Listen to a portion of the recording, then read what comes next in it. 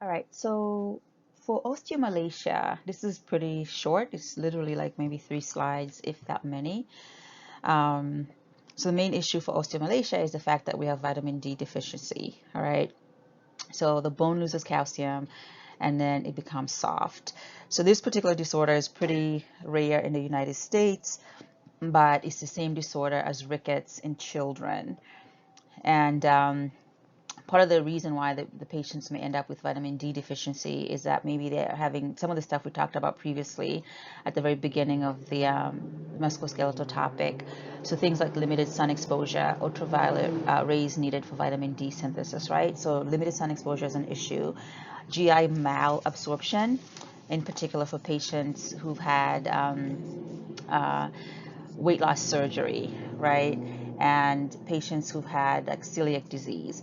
So for celiac disease, it is an immune reaction to eating gluten, and the patient ends up with inflammation of the small intestines, and that basically leads to things like malabsorption of nutrients. For the other reasons why maybe the patient's having osteomalacia, so things like chronic diarrhea, maybe the patient is pregnant, and the main reason under pregnancy is that basically the pregnancy is taking up a lot of the calcium, so that could be part of the reason. Like it's being used up for the baby primarily. If the patient is obese and they've had bariatric surgery, like I said, they're cutting out portions of the stomach, and that's an issue because they're responsible for calcium absorption, so that becomes a problem for the patient. And then we've discussed, like, kidney injuries for sure, why that would be a problem. So same thing happens with chronic liver disease as well. So chronic liver disease, kidney diseases, and small intestine diseases, all of these can lead to vitamin D deficiency. And you're going to see that under the liver, the patient may actually end up with elevated alkaline phosphatase. So that's letting you know that the liver is basically diseased, and that could potentially be because of vitamin D deficiency as well. And then the other reasons, so long-term use of anti-seizure drugs and phosphate binding antacids. So here we want to have a perfect amount of calcium and phosphorus. We don't want the phosphorus to be on the low end either. So if the patient is taking phosphate binding antacids, then they're removing the phosphate, and therefore you're not having enough phosphorus. So remember from the very beginning, we said we always really want a lot of calcium and we want enough phosphorus so that we're getting the mineralization that we need for our bones.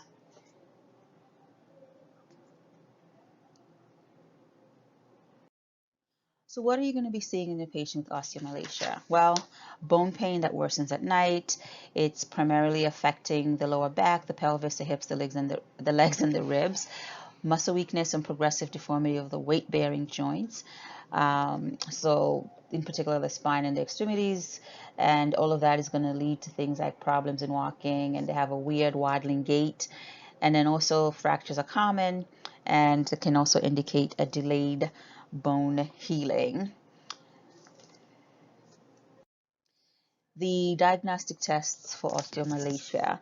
So what you're going to end up seeing in the patient is that they have a lowered calcium or phosphorus, right? So these are the major minerals that we're worried about. And the patient may have a lowered serum 25 hydroxy vitamin D. So apparently this is the major circulating form of vitamin D. So it's the best indicator of vitamin D supply to the body from the cutaneous synthesis and nutrition intake. So major circulating form of vitamin D, best indicator of vitamin D supply to the body from cutaneous synthesis, so basically the skin, and nutrition intake. Other things that they may see are the elevated alkaline phosphatase, and that could be because of the vitamin D deficiency in particular. And the x-rays may show bone demineralization, especially loss of calcium in the bones of the pelvis. For osteomalacia also, they have this weird thing known as a loser's transformation zones, and these are ribbons of decalcification in the bone that they can see on an x-ray. So all of this information is pretty beneficial in terms of what's happening with the patient with osteomalacia. So what are we going to do to correct the vitamin D deficiency? So you know what you need to do already. So some of this is very familiar to you. So we're going to correct the vitamin D deficiency, and patients may have a really dramatic response when you give them things like vitamin D3, folate, calciferol, and this is a fat-soluble vitamin that the body absorbs, helps the body to absorb calcium and phosphorus. They can have vitamin D2, egocalciferol supplements are given also. So this is coming from either plants, or it's like also a type of man-made calcium and phosphorus that the patient is basically getting. And so calcium and phosphorus supplements may be prescribed. So you are going to encourage the patient to basically partake in all of these different types of foods over here. So you've got things like eggs, meat, oily fish, salmon and tuna, milk and cereals fortified with calcium and vitamin D. And remember, once again, we're focusing on meat-eating people, but we can also get some of this from some of our vegetables, right? So exposure to sunlight and then weight-bearing exercises also are very beneficial to strengthening the bones, basically, for the patient that has osteomalacia. So that's the gist of it in terms of osteomalacia, having an understanding that the fact the patient may have vitamin D deficiency, understanding that this is pretty rare in the US, and because our foods are pretty fortified and we have access to milk, etc. But that's an economic thing as well, because not everybody has the same access sometimes, right? So understanding that though it's rare, it can happen, and then there are supplements and there's diet changes, making sure the patient is exposed to sunlight, weight-bearing exercises to make the bones really strong. All of these things come into effect here. All right, so then we're going to get into osteoporosis. So another topic that's pretty common. So here now we're specifically targeting low bone mass, okay? So this is a chronic progressive metabolic bone disease marked by low bone mass. And what you're getting is very fragile bones. Apparently 54 million people in the United States have this problem, and it is known as the silent thief. So taking a look now at what a normal bone looks like. So seeing the spongy bone there, seeing the periosteum, compact bone, and very, very healthy bone over here. And then here, you're looking at a picture of an osteoporotic bone. So pretty big difference. So higher incidence in white and Asian American women. So noticing the emphasis on Asian American, not necessarily all Asians around the world, right? So the risk of fracture is higher in white women, 8 times more common in women than men. So here, gender does matter, and this is something you do have to be aware of in terms of your patient education and patient teaching. So men are underdiagnosed and undertreated for osteoporosis. 1 in 2 women over 50 and 1 in 4 men over 50 will have fracture related to osteoporosis.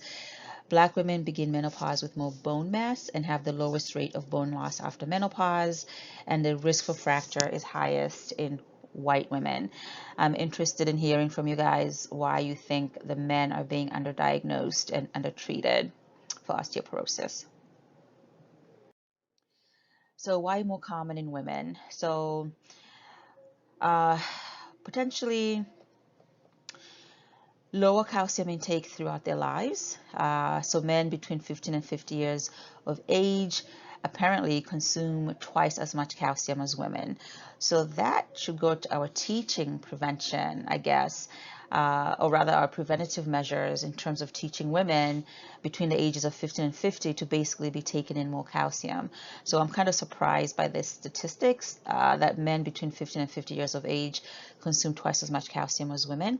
So then that's problematic. We need to be doing a better job. So maybe less bone mass due to a smaller frame. Bone resorption begins earlier and becomes more rapid at menopause. Remember, we're talking about women now not having as much estrogen as they did before. Pregnancy and breastfeeding deplete a woman's skeletal reserve unless calcium intake is adequate. So we want some calcium for our baby, and if we're not eating enough, or while we're pregnant, this can become a problem. And then longevity, the longer the woman lives, that also increases risk of osteoporosis, and women do tend to live longer than men. So screening guidelines. So initial bone density test in women over age 65, and then they are going to repeat that in 15 years if it's normal. You can do screening earlier and more frequent if you have a high risk. So if you are a low body weight, a smoker, you've had prior fractures, you're a white woman of a certain age, Asian American woman of a certain age, they may start your screening much earlier. And apparently they're saying currently there's no evidence of benefit for screening early in men.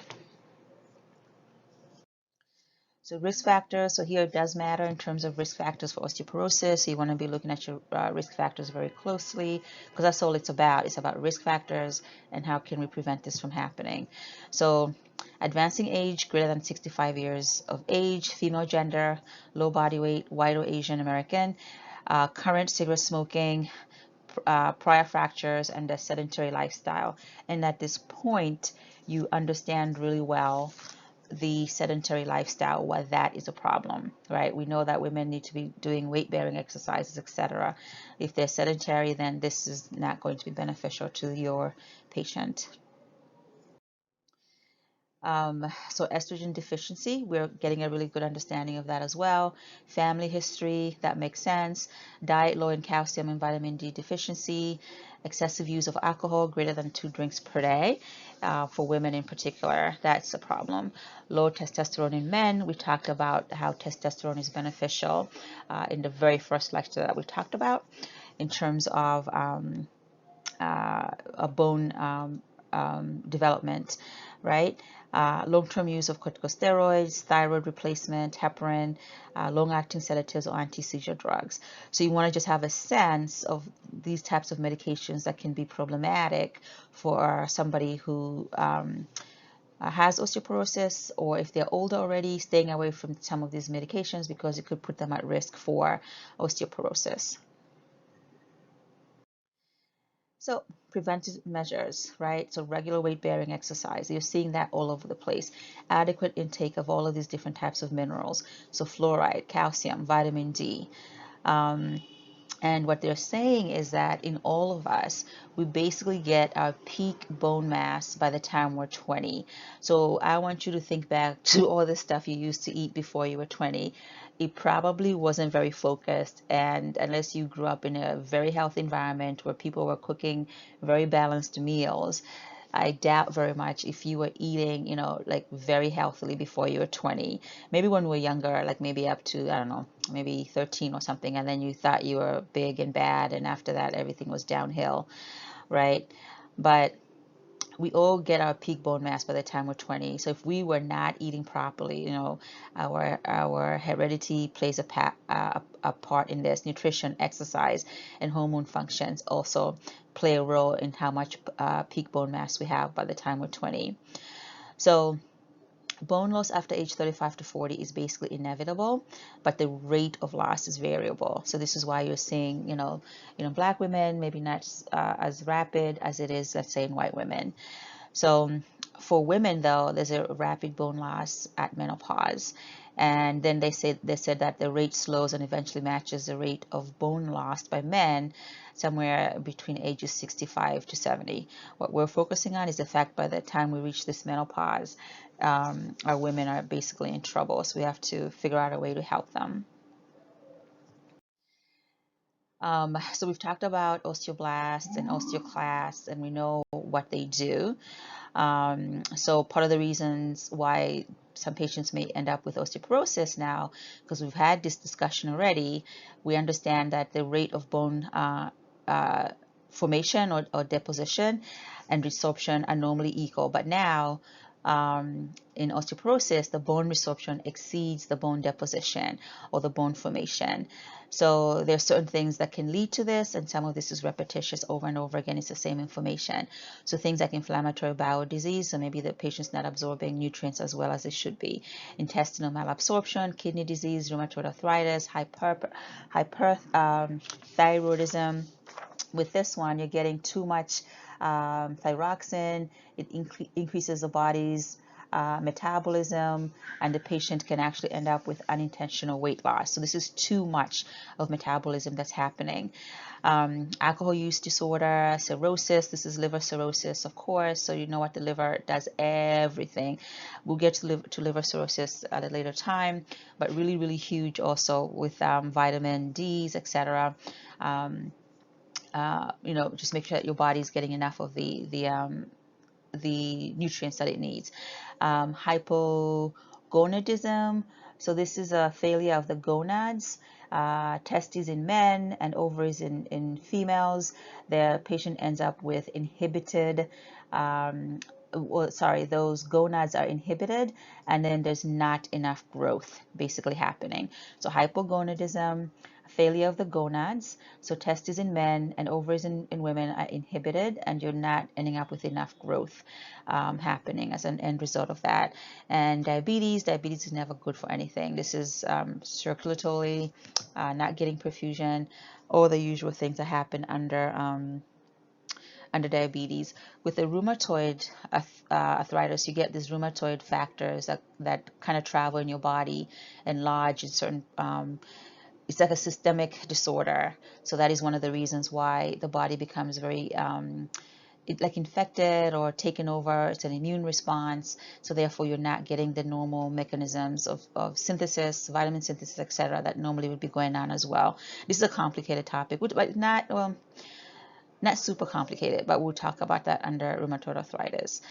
And then here you're just paying attention to the medications that can be a problem, lead to osteoporosis or exacerbate the situation. So repetitious again, so corticosteroids, anti-seizure, aluminum-containing antacids, heparin, some chemotherapy, and excess thyroid medications as well. Sorry, and excess thyroid hormones as well. Okay, so most common in the spine, hips, and wrists. So we're under osteoporosis. So spine, hips, and wrists. Back pain, spontaneous fractures, over time, gradual loss of height. They get this humped thoracic spine, kyphosis, or they may call it a Dowager's hump. And you have a table in your text that you can look at. So effects of osteoporosis. So young women and then older woman here. So here you're getting this wedged upper vertebrae and a crushed lower vertebrae. So this is pretty scary looking over here. So history and physical. So what are we going to be doing? So once again, realizing that the x-ray is not diagnostic until 25% to 40% of the bone is lost. So this is not our first go-to, right? We are going to be doing our lab studies, looking at serum calcium, phosphorus, and alkaline phosphorus levels, kind of trying to get a sense of what's happening initially. And initially, this may be normal, right? So we kind of want to be like, okay, let's look at other things to really make sure that we are on top of our game, right? So really, you're looking at the bone mineral density. And this is determined by the peak bone mass and amount of bone loss, usually expressed as grams of mineral per unit volume. And so other ones, the BMD can be measured by the quantitative ultrasound. These are sound waves to measure the bone density in the heel, the kneecap, or the shin, or the DEXA. So this is our gold standard. So this measures the bone density in the spine, hips, and the forearm. It also assesses effectiveness of treatment. So obviously, you are just really trying to catch this problem as early as you possibly can. The fact that some of these numbers can be normal at the beginning is problematic, but we don't want to miss it, right? So this is why they're telling you after a certain age, you're going in and they're looking at your values very closely, because we don't want to miss anything. And in the effort to figure out what is wrong, they have a diagnostic test known as a T-score. So I believe I uploaded a picture of it for you in Blackboard. So you want to look at that. And so I think it's on the next slide too, hopefully.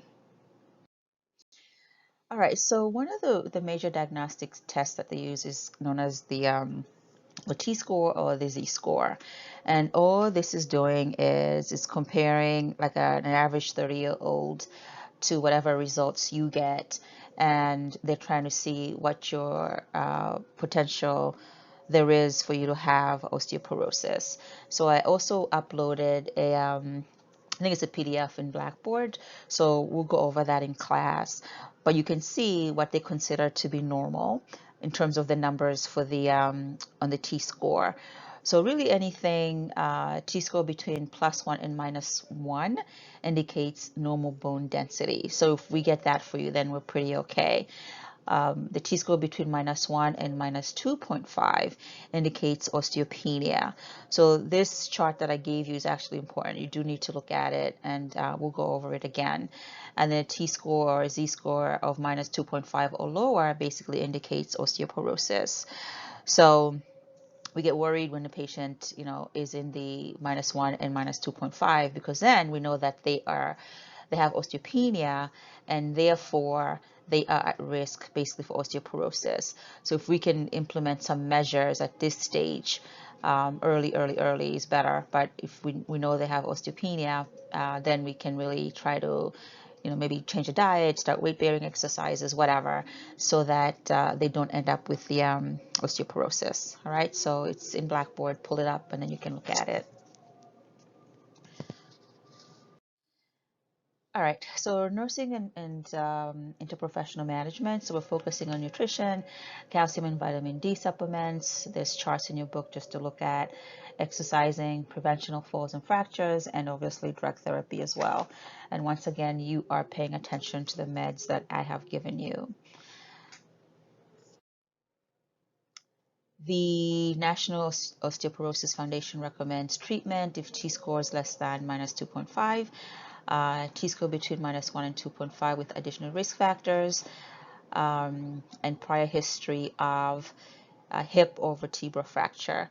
So depending on how your patient presents, if these any of these conditions are present, then they want you to basically start some type of treatment, whether that's medications, whether that's diet. They definitely want to be doing something for the patient. And remember, I told you there's this FRAX tool that they look at to basically figure out somebody's bone mineral density, and to see how much of a risk factor that patient has to have a fracture. So in other words, they consider the BMD and the clinical factors, how the patient presents, other illnesses, and then that would let them know how much that patient is at risk for fractures. So just knowing that this is out there. And all it's doing is calculating risk assessment for fracture. All right, and then we have some numbers in terms of how much calcium men and women should be getting. So women 19 to 50 years of age, 1,000 milligrams per day, and men ages 19 to 70, pretty much the same amount up here. And then 1,200 milligrams per day for women 51 years or older, so it's a little bit more, and men 71 years or older. We're increasing the calcium supplementation, or adequate calcium intake in the form of many different ways. And our sources of calcium, so milk, yogurt, turnip greens. So I'm glad we finally have some greens here. Things like cottage cheese, ice cream, sardines, and spinach. So spinach is another one, and greens. Okay, so for the vegetarians.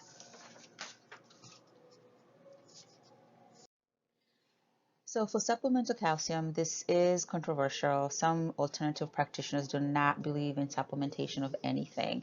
They would rather you just get everything in the natural way.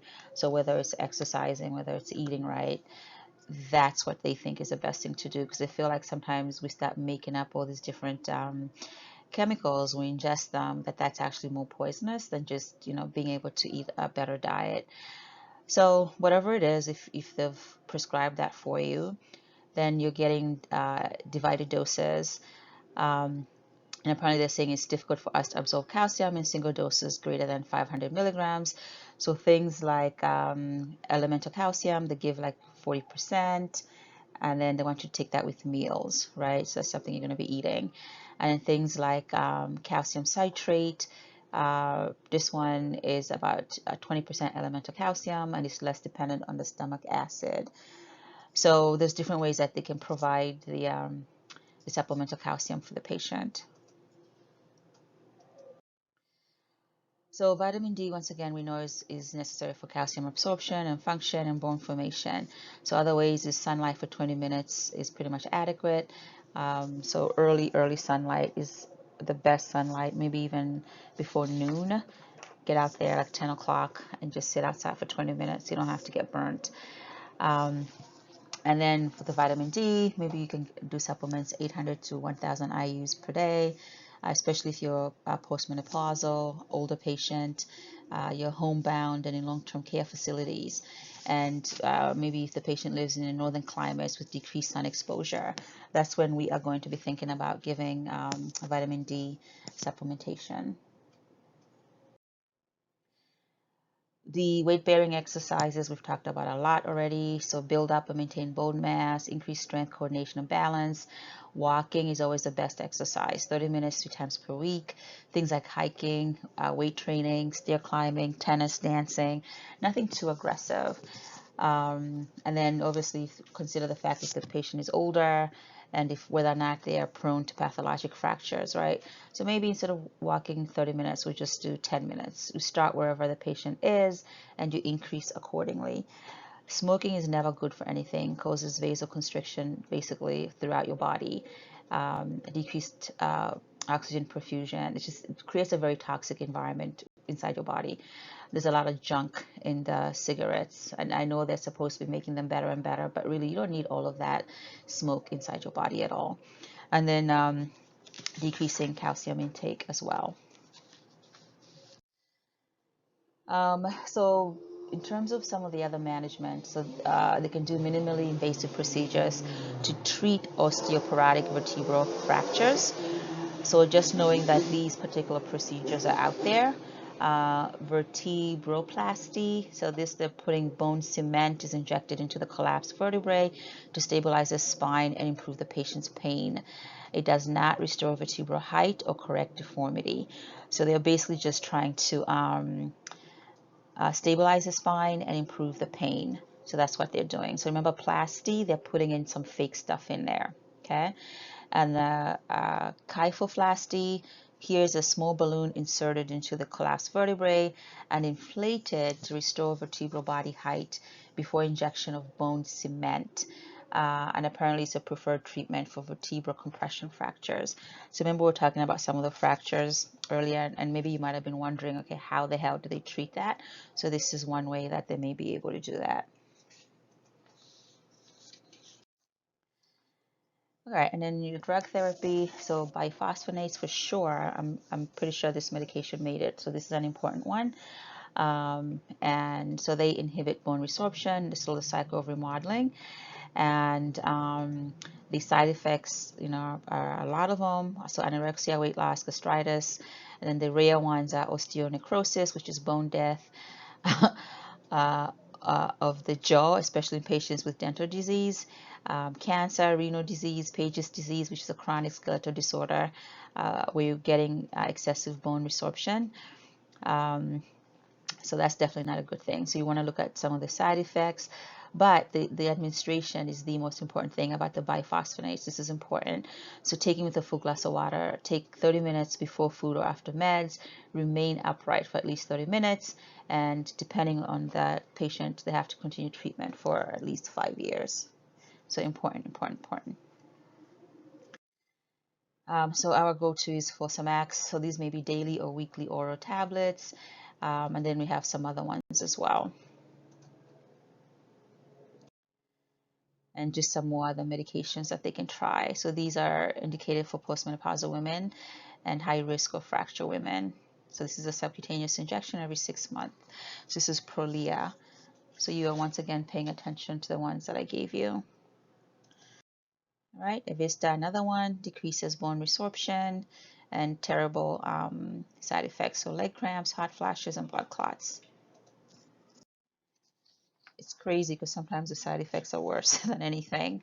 And another one is for teal, and increases the action of osteoblasts. If you must have the corticosteroids, you want to use the lowest dose for the shortest amount of time for all the reasons that we have mentioned earlier. All right. Making sure the patient has adequate intake of calcium and vitamin D. And we are no longer doing routine estrogen replacement therapy for women to prevent osteoporosis because of the fact that some women were getting things like heart disease, breast, and uterine cancer. So this is something that the doctor will decide whether or not it's worth it for them to be put on estrogen therapy. So we're worried about the increased risk of heart disease, breast, and uterine cancer. Okay. And so this is just a question. I think there's 2 questions, and we'll discuss this in class. You guys can tell me. They're pretty easy. Easy, easy, easy. I think that might be it. Nope, one more slide. Oh, gerontologic considerations. So for the older people, proper nutrition, keeping active, supervised exercise program. This is huge, and you see that in some of the long-term care facilities. The patients, we see them working out, gently, maybe it's yoga or Tai Chi, but they're doing something and just preventing falls and pathologic fractures. All right, guys, so that's it.